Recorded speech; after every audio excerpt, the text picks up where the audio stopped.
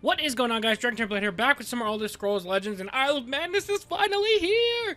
As you can see, we got this awesome, dope new background. You can touch his hands, and it powers him up. But we've got a couple more cards to review before we go ahead and finish things up here. Where is it? We might as well just sort by Isle of Madness. And we'll find all of the cards we haven't already talked about, and we will review them. But we have reviewed all these premiums, though. Real nice. Tiny Dragons premium, beautiful, beautiful. These are some top-notch premiums. But we've already talked about all those. We've talked about all these. Pointy Wall Spikes looks nice. Transmogrify is beautiful. Gnarl. All these cards look so nice. This is a new one. So first one we'll talk about today is Seething Flesh Golem. 8 cost, 3/8. When this card attacks, deal damage equal to its power to all enemy creatures in this lane. I think this is a really interesting card. It's essentially a kind of like a blend between Unstoppable Rage and Staff of Sparks. It's not quite Unstoppable Rage because you do have to attack to trigger the effect, but it's a very similar effect. So like you can go face and it'll deal damage to everything in the lane. I think it's a really powerful card. Can really control your opponent's lanes. Like even like a mid-range deck, 3 damage can kill a lot, if not most of their threats. And if you just buff this guy up a little bit, he's gonna be killing everything. It is a little bit slow for a turn 8 play, so that'll hinder its playability a little bit. But I still think the card is really cool and pretty darn powerful. I'm gonna give this card like a 3.5 stars. I can see the argument for bumping it down to 3, but that's a really, really cool and strong effect. Let's move on though. We've seen Shining Saint, we've seen this. Fortress Guard, we've seen Spawn Mother. This is a new one, Heretic Conjurer, with a really nice premium. This was a card that when I first saw it, I got really, really excited. And it's still not horrible, but it's not as good as I was hoping it would be. It's a 5 cost, 2/3 with Guard, so obviously the stats and the Guard is actually negative for this card, but the stats are really bad. And the effect is Pilfer. Creatures you summon this turn are transformed into random Daedra. So when I first saw this card, I didn't read Pilfer, and I thought it was a summon effect. So I was like, alright, I'm going to play like Scouting Patrol and Crassius' Favor and just get these crazy value turns from this card.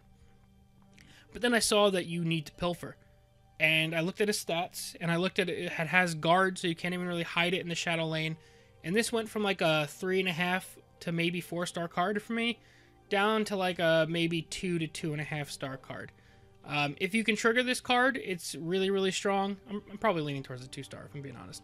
If you could trigger this, it is a really, really strong card. It's just going to be so hard to trigger it, especially because it has Guard, and that brings it down way down. Next up, we've seen these cards. Here's a new one. Brullock Commander. 8 cost, 7/8. Summon and Pilfer. Summon a random willpower creature with a cost 3 or less. So this is pretty cool. 7/8 for 8 is okay.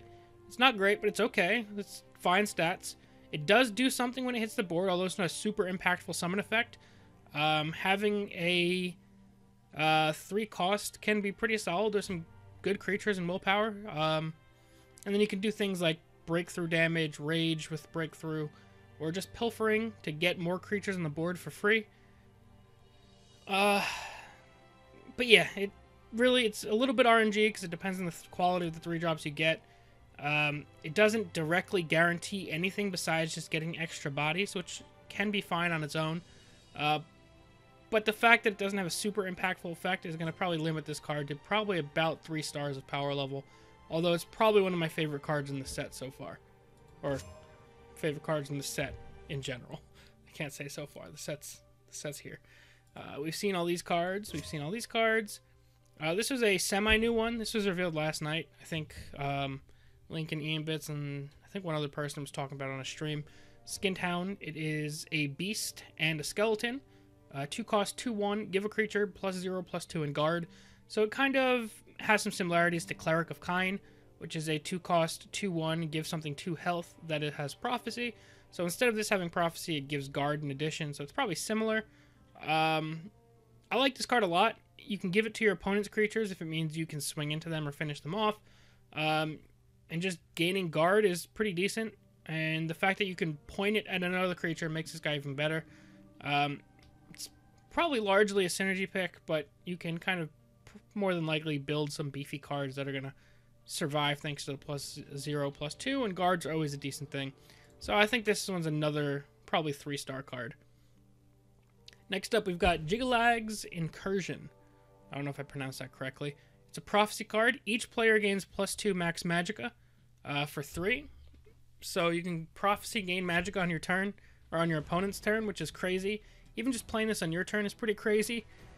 Double ramp is one of the first times I think it's the first time we've ever seen this in the game. And the only downside is that you're giving it to your opponent as well, but depending on your opponent's deck, you might not really care about that. This is a really scary card. Traditional ramp decks aren't the best at the moment, and Tavani Conscription still is there. But you might be able to see a return of quote-unquote traditional ramp scout or other ramp decks. This card turns like any purple deck into a ramp deck if it wants to be. Although it could run Treeminder and Hisgrove before, but this card alone can like make you do whatever you want. Like, it's a scary card. I don't know how good it's going to wind up being. I may be just overrating the Max Magicka boost. But like, if you're the slower deck or the greedier deck, just getting to your Ice Storm faster, or getting to your Oda or your Blood Magic Lord, it's never a bad thing. And the only way this is like a negative is if A, you draw extremely poorly, which you were probably going to lose anyway, or B, if your opponent's like late game is even better or even greedier than yours is. Those are the only situations where I see this card having a downfall. Like even in a situation where you give your aggro opponent 2 extra magicka, yeah, they can hit you with more power more immediately, but you're also getting to all your board clears. So I think this card is really, really good. Especially, it has prophecy as well. I want to give this card 4 stars. I think 3.5 is the safe bet, but I'm going to go out on a limb and say this is potentially a 4-star card. Just because of the amount of crazy things that this card is going to enable to be real. I'm really scared of that card.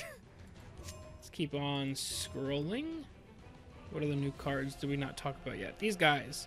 Manic Grummite and Demented Grummite. You're getting 2 3-cost creatures. They are the equivalent of 2-cost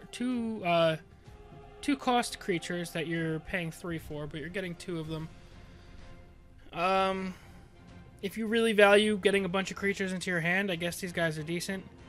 But in general, I'd give this like a 2-star. It's probably pretty solid in Arena, since it's a common and you're getting 2 bodies for it. But other than that, this card is pretty underwhelming. And I think that's all the cards we haven't talked about. Let me scroll through this one more time just to make sure we're not missing anything. But I'm pretty sure that about wraps up our review. I think so. So there's only one thing left to do now that we've talked about all the cards. Oh, here's the last one. We didn't talk about these guys yet. Trouble Seeker, 5-cost, 3/5. Battle an enemy creature. When Trouble Seeker takes damage, he deals that much damage to you. I think this is a very situational card, especially since the stats aren't amazing for 5-cost. It gets the battle keyword, so that's kind of what you're paying the extra cost for. I think this is a pretty solid card for like Prophecy Aggro Battle Mage. You can use this as like a 5-cost, essentially a removal spell, get a guard out of the way or something like that. So you're using it to get a guard out of the way so you can keep pushing face. In addition, it potentially leaves a body behind to keep doing damage later, which is solid.